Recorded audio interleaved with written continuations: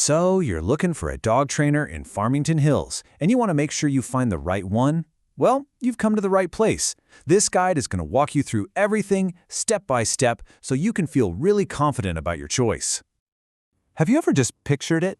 A nice, calm stroll through Heritage Park, with your dog walking right beside you. No pulling, no stress. That's the dream, right? Good training is what makes moments like that a reality. All right, here's our roadmap. We're going to start with why training here is unique. Then we'll get into different training methods, how to actually evaluate a trainer, what you can expect to budget, and finally, we'll cover the local rules and resources you need to know about. Okay, first up, why does it matter that you're in Farmington Hills? Well, great dog training isn't one size fits all. It really needs to be tailored to the actual environment you and your dog live in every single day. Think about it. A good local trainer gets our community. They'll prepare your dog for real-world stuff, like walking calmly down a busy street like Orchard Lake Road, or keeping their focus at a bustling place like Founders Sports Park. It's about building a confident dog who can handle all the sights and sounds of our town. Next, let's get into the nitty-gritty of the training itself. Before you can choose a trainer, you need to understand two things: the philosophy they use and the different ways that training can actually be structured.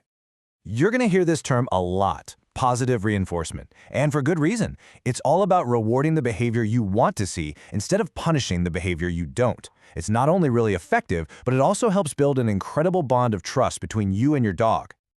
So, how is this training delivered? You've got three main options. Group classes are awesome for practicing skills around the distraction of other dogs. Private lessons are totally customized to you, your home, and your neighborhood. And then there's board and train, which is a more intensive, immersive option where a pro handles the training.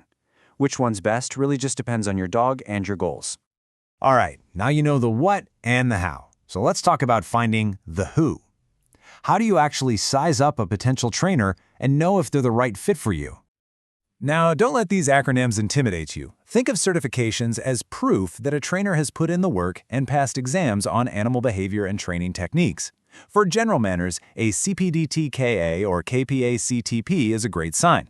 If you're dealing with tougher issues, certifications like those from the IAABC show a deeper, more specialized expertise. When you finally talk to a trainer, have this checklist ready.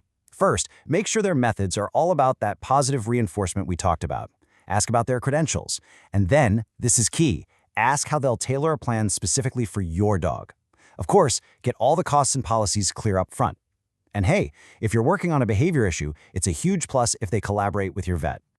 Okay, let's talk about a big one: money. What should you expect to invest in dog training? Knowing the average cost right here in our area will help you plan and avoid any surprises. This chart gives you a really good ballpark for 2025 costs in Farmington Hills and Oakland County. As you can see, a multi-week group class might be a couple $100s, while private lessons are priced by the hour. Those immersive board and train programs, well, they're a much bigger investment. Just remember that prices can vary quite a bit based on the trainer's experience and what your dog needs. Now, let's bring it all back home. Once you start training, you'll need to know the local rules of the road, so to speak, and where the best spots are to practice all those new skills. Being a great dog-owning citizen here is pretty straightforward. The big one to remember is the leash law. In public, your dog needs to be on a leash that's 6 feet or shorter. Also, make sure your dog is licensed with Oakland County and up to date on their rabies vaccine. And just a heads up, excessive barking can be considered a nuisance, which, hey, is just another great reason to work on training.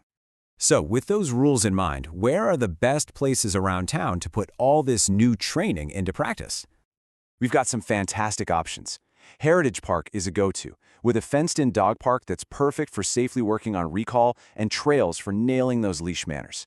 Founders Sports Park has all that open space, which is great for practicing focus when there are other things going on. And if you want to mix it up, the trails over at Kensington Metro Park are perfect for practicing in new environments. You know, at the end of the day, all this work is about making your life together better. A well-trained dog just makes everything easier, whether it's a quiet night at home or a beautiful sunny day out at the park. Good luck on your training journey.